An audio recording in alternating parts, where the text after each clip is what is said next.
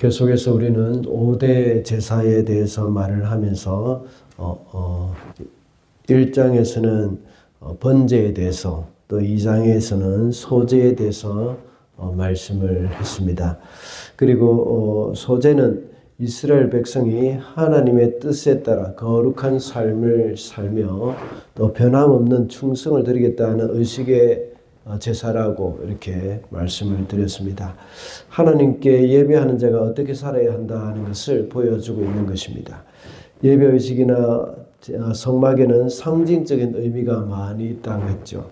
오늘도 예물에 대한 어제도 예물에 대한 상징적인 의미를 가지고 말씀을 우리가 적용을 시켜봤습니다. 예배자의 삶은 성령님과 동행하고 성결하며 언약에 신실해야 한다고 했습니다. 오늘은 화목제에 대해서 말씀을 하고 있습니다. 화목제는 번제와 같이 소나 양, 염소와 같은 짐승을 제물로 드렸습니다. 번제는 모든 것을 다 태워서 하나님께 바쳤습니다. 그러나 화목제는 제사를 드리는 자와 제사장이 먹을 몫이 있었습니다. 그래서 이 화목제를 드리고 난 다음에 성막들 안에서 함께 먹은 것이죠. 이런 화목제는 감사제가 있고 서원제가 있습니다. 그리고 자원제가 있습니다. 특히 화목제는 하나님과 사람 사이 그리고 사람과 사람 사이의 화목함을 위해서 드리는 제사입니다. 오늘은 이 화목제와 관련해서 주시는 교훈을 한번 살펴보고자 합니다.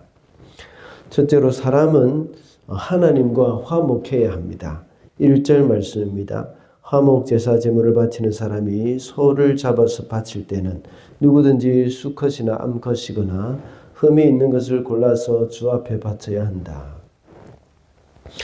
여기서 화목제 제사를 제물을 바치는 사람이라고 이야기하고 있고 또 누구든지라는 말이 나옵니다. 이 말은 누가 화목제를 드리는가를 말해주고 있는 단어죠.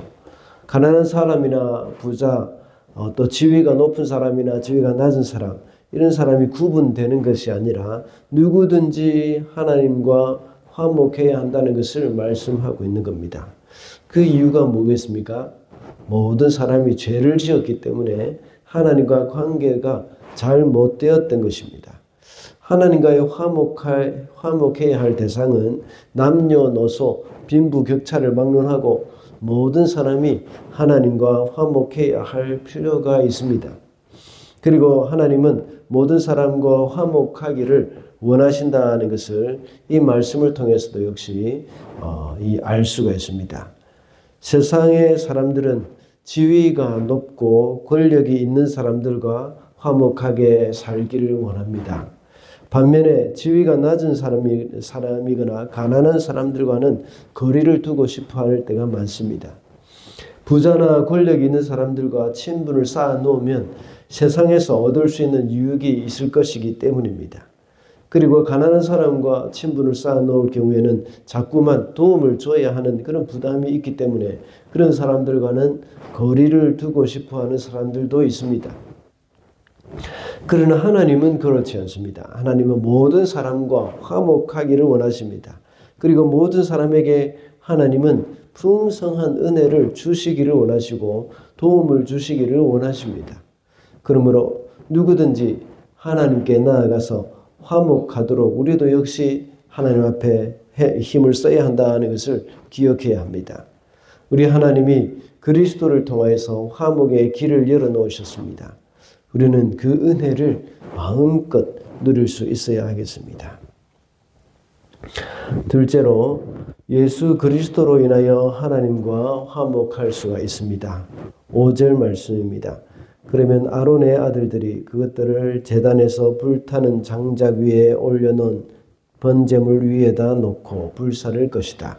이것이 제물을 불에 태워서 그 향기로 나 주를 기쁘게 하는 살라 바치는 제사이다. 아론의 아들들이 그것들이라고 말씀하고 있습니다. 여기서 말하는 그것들이 가리키는 것은 이 화목제물이고 그 특히 좀 더 자세하게 보면 여기 내장과 지방과 콩팥 이런 것들을 가리키는 것입니다. 여기서 말하는 그것들이 가리키는 것은 바로 번제물의 일부분이죠. 그리고 그것을 불사도록 해놓은 겁니다. 그 번제물 위에 화목제물을 올려놓으라고 말씀을 하고 있습니다.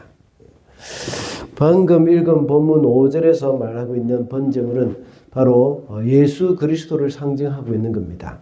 인간의 죄를 사하기 위하여 제물이 되어서 당신을 십자가에서 희생하신 것입니다. 이것이 말해주는 것이 무엇이겠습니까? 바로 하나님과 화목하기 위해서는 예수 그리스도와 함께 해야 한다는 말씀입니다. 하나님은 모든 사람과 화목하기를 원하시기 때문에 한 가지 유일한 방법을 주셨습니다. 바로 예수 그리스도의 십자가입니다. 주님의 십자가로 우리는 하나님과 화목할 수 있게 되는 것입니다. 다른 방법으로는 하나님과 화목할 수 있는 방법이 없습니다. 종교다원주의는 어느 길로 가든지 산 정상으로만 가면 된다고 했습니다. 그 산 정상이 바로 하나님과 화목하는 길이고 또 구원의 길이라고 생각하는 것이죠. 그러나 하나님과 화목할 수 있는 방법은 예수 그리스도의 십자가가 유일한 것이다라는 것을 잊어서는 안 되겠습니다. 사람은 이 사실을 알지 못하고 계속해서 다른 방법을 찾고 있습니다. 그래서 먼저 알고 있는 우리 성도들은 이 사실을 사람들에게 알려줘야 합니다. 그래서 그들도 역시 하나님과 화목할 수 있도록 해줘야 하는 것이죠. 그래서 사도 바울은 고린도후서 5장 18절에서 우리에게 화목하게 하는 직책을 주셨다고 말씀을 하고 있는 것입니다. 마지막으로 화목제는 우리의 마음을 드리는 제사가 되어야 합니다. 15절 말씀입니다. 두 콩팥과 거기에 덮여있는 허리깨의 기름기와 콩팥을 떼어낼 때에 함께 떼어낸 간을 덮고 있는 껍질을 나 주에게 살라 바치는 제물로 가져와야 한다. 화목제의 특징은 모든 그 짐승의 고기를 다 불에 태우는 것이 아니라고 했습니다. 그 고기를 함께 나누어 먹는 겁니다. 그렇다면 무엇을 태웁니까?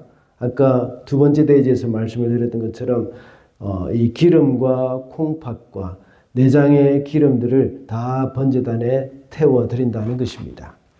동물의 기름은 가장 귀한 부분이라고 그때 당시 사람들은 생각했습니다. 제가 선교 사역을 하던 파푸아 뉴기니 사람들도 역시 멧돼지를 잡으면 기름진 지방을 손님에게 줍니다. 그래서 마을 사람들이 돼지를 잡으면 저에게는 비계 덩어리를 주었습니다. 구약에서도 역시 비슷했던 것 같습니다. 기름을 소중하게 여기고 하나님께 살라 바치게 했습니다. 그리고 콩팥과 창자 등 모든 내장의 이 기름들 이런 것들은 마음 중심을 상징적으로 나타냅니다. 그리고 마음이 아프다는 것을 히브리에서는 창자가 아프다는 별로 표현을 하지 않습니까? 그리고 헬라어에서도 역시 안타깝다는 말이나 불쌍히 여긴다는 그런 감정에 대한 표현도 창자가 끊어진다 하는 그런 말로 표현을 합니다. 우리나라 말도 마찬가지지 않습니까? 감정을 표현할 때 애가 쓰인다 이런 말, 또 속이 탄다 이런 창자가 끊어지는 듯하다 이런 말들을 표현을 합니다. 애라는 것이 우리 말로 하면 창자지 않습니까?